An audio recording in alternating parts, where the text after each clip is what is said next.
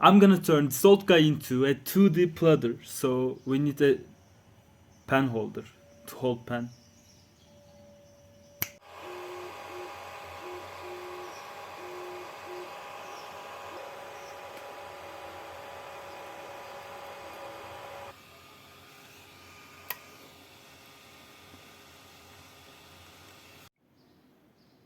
I printed this, now it's time to assemble.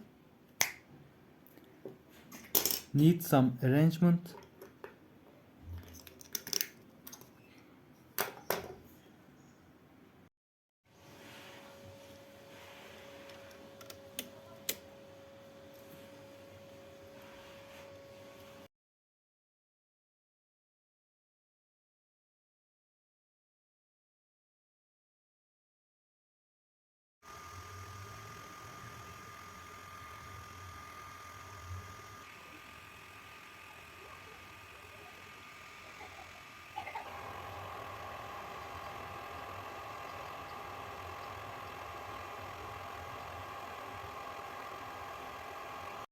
Yeah, it needs to be fixed.